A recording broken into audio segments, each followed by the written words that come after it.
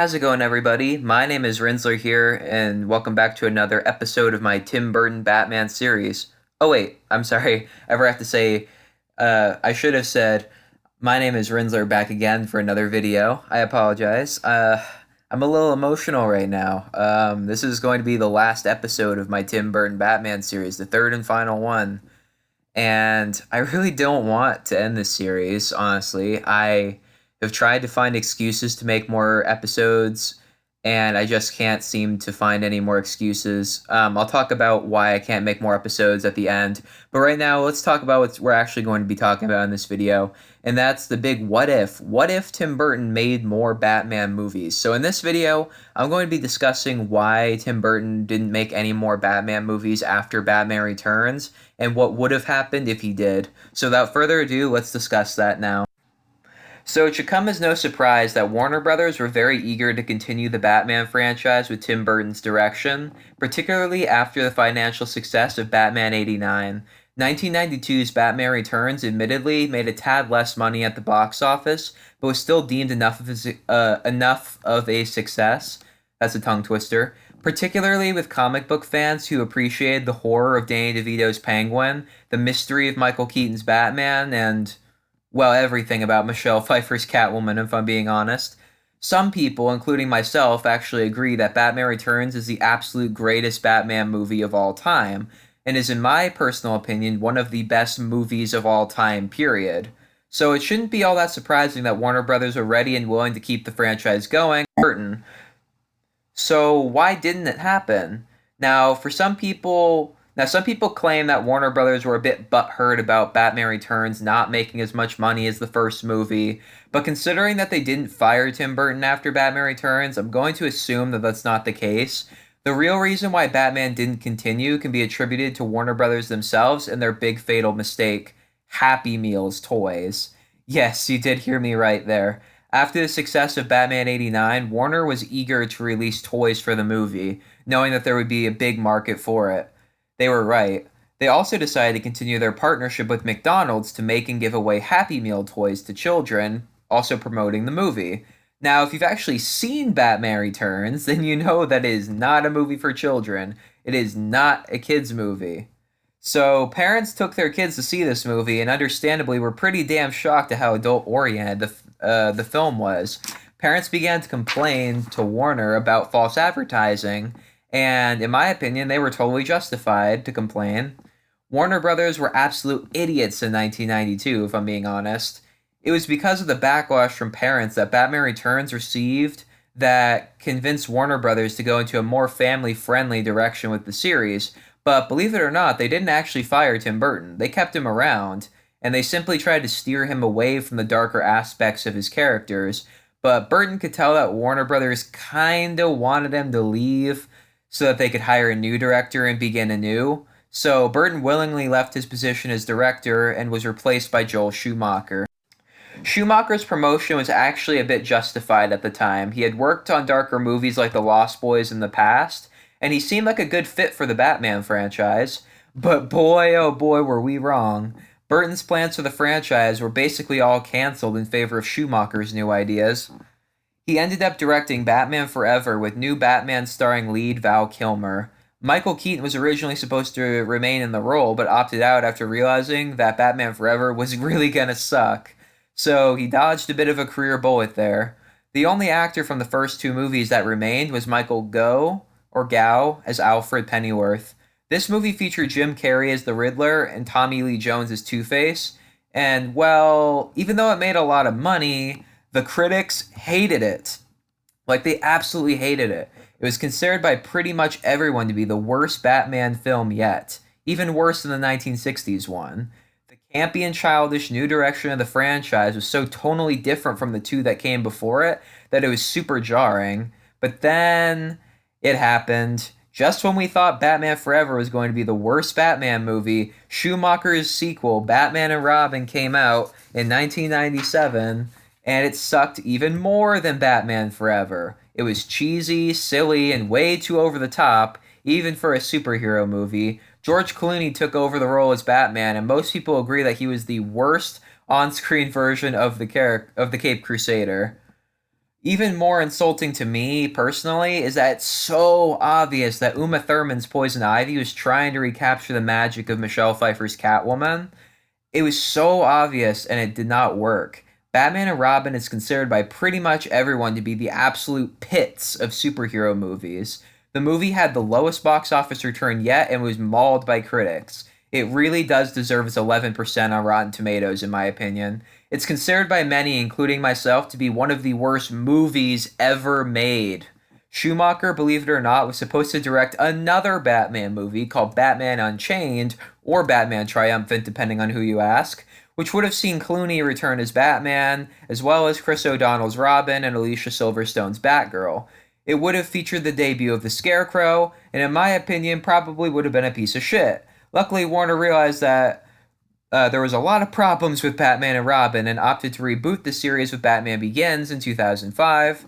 As for Tim Burton, he was reassigned to direct a Superman movie starring Nicolas Cage called Superman Lives, which was also disappointingly canceled, making Batman Returns the last superhero movie Burton ever directed. Michelle Pfeiffer never got to play Catwoman again, and Michael Keaton never got to play Batman again. But what if they did? What if? What if they were able?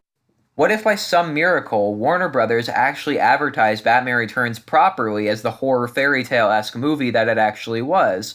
Well then, first and foremost, Catwoman would have gotten her very own spin-off movie. Selina Kyle would have spent the movie in another city suffering from amnesia after the events of Batman Returns. Presumably, she would have either been stopping criminals or committing crimes, or both, slowly remembering who she is before returning to Gotham City at the end of the movie to set up Burton's Batman 3, which would have been called Batman Continues, and man, this movie would have been stacked.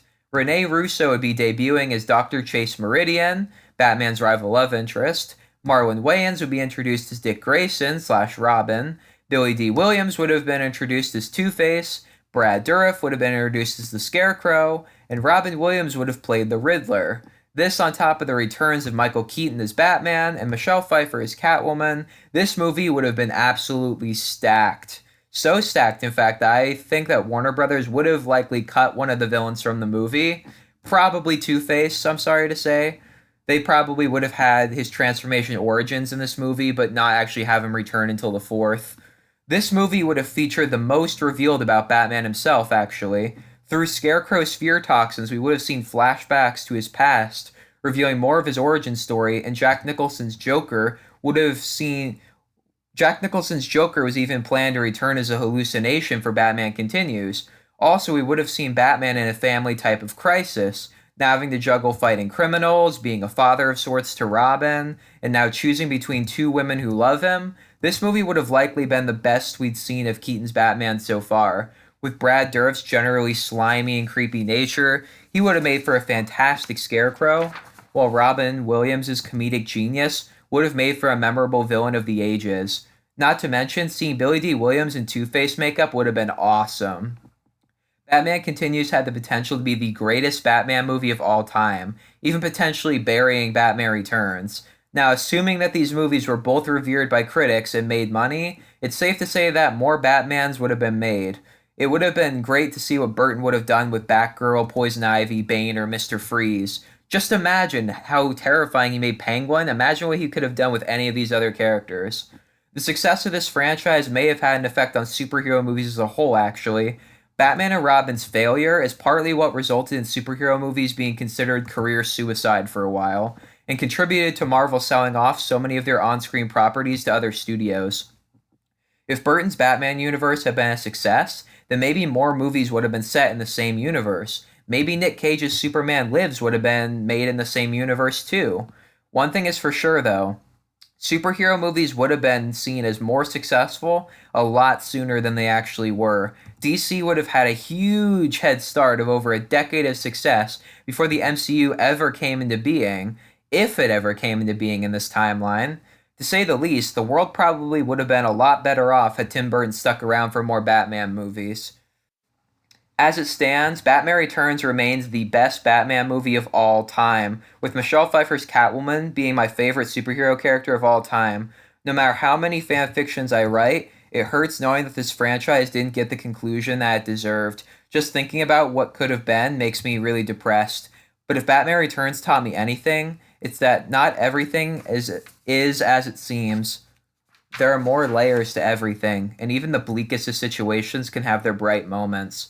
While this series of videos is all but over with this episode, I will make more fan fictions for these characters because they deserve more love and respect. I'll never forget these movies and how much they've impacted my life, especially recently. I hope that one day one of you guys watching this will watch Batman 89 and Batman Returns, and that you guys will be able to see these movies the same way that I see them. Thank you guys so much for watching this video. If you enjoyed this video, remember to give the thumbs up.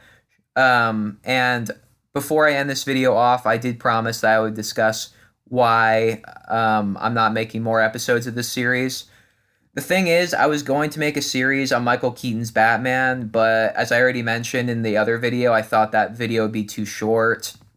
And then I was going to make a video for Bruce and Selina's relationship, but I've already talked about them in 2 other videos, so I thought that'd be redundant and repetitive. And I want to do readings of all my fan fiction, but I thought that would be too spoilerific, and I'd like it if people actually, read them. So, to say the least, I really tried. I really wanted to find more excuses to make more episodes of this series because I love Tim Burton's Batman. Like, there are no 2 Batman movies out there that are more perfect than Batman 89 and Batman Returns. It was a franchise that seemed like it was just going to get better and better.